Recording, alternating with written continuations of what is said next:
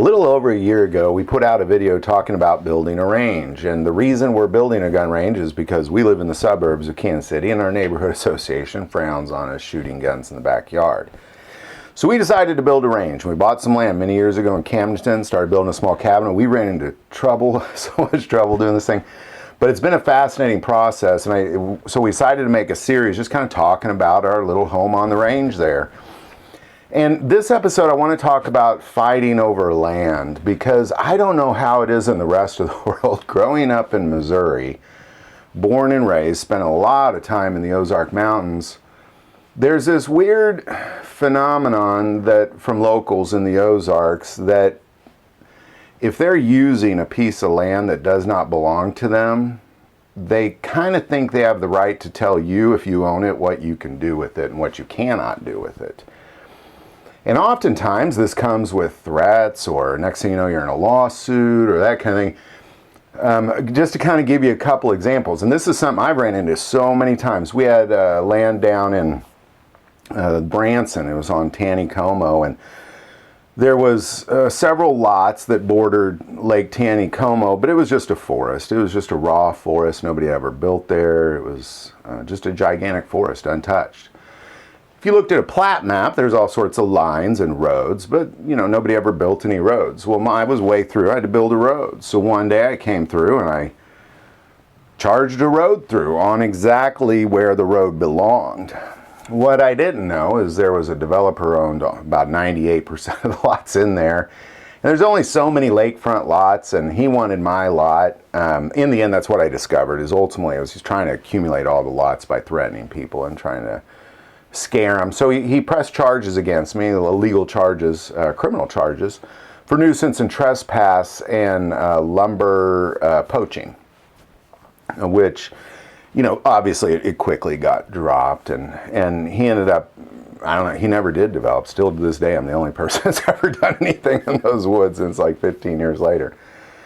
And then this land, and we ran into problems down in Arkansas too. We had some land south of Flippin, Arkansas, in Marion County. Marion County is the central county that borders Missouri, the northernmost part of Arkansas. And there's a town called Flippin, and we had some land south of there, which is referred to as the Lower Buffalo Wilderness Area. It's kind of the end of the Buffalo River, and there's just a wilderness area there.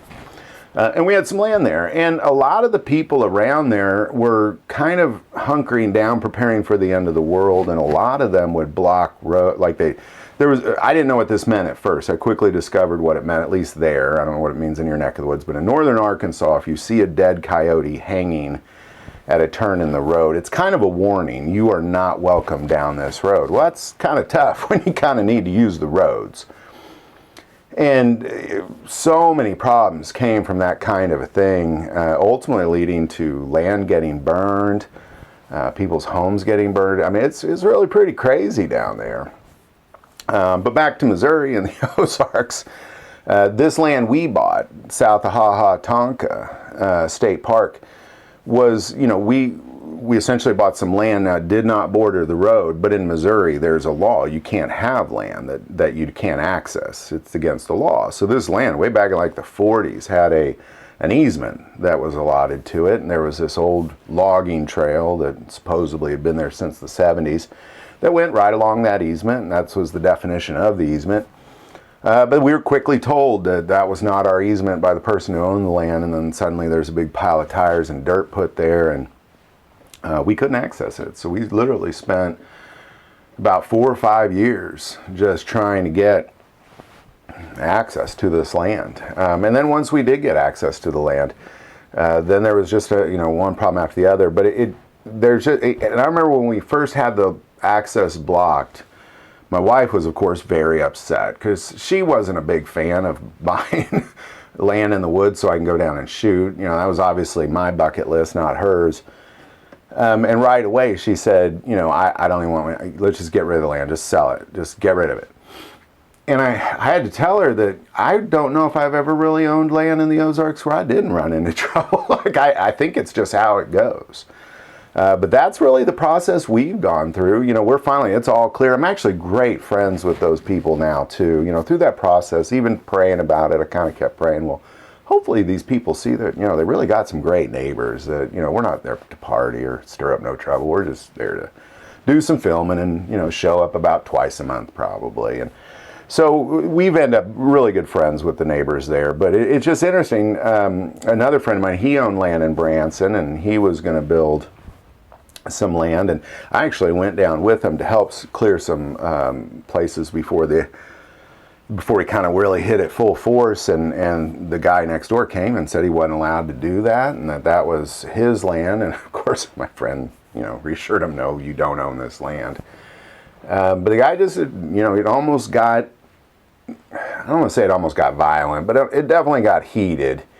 And law enforcement had to get involved, essentially for him just to be able to use it, because, again, there's this assumption in the Ozarks that if I live here and I've been using that land over there the way I wanted to for generations, now that you're wanting to build there, I'm going to tell you can't do it. And it's just a weird phenomenon.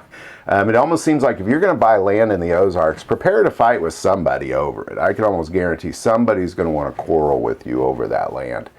Very strange phenomenon. Again, I can only speak to the experience of the Ozarks. I'd be very curious if you all ran into this, if this is more of a normal human reaction or what it is. Love to hear your thoughts on all that.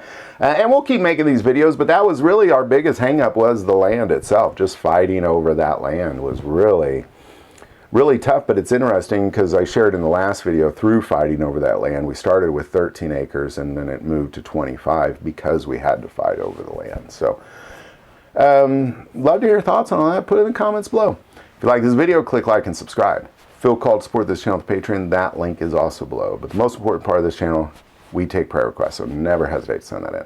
Thank you for watching this episode of God, Family, and Guns. And as always, love God, love your family, and love guns.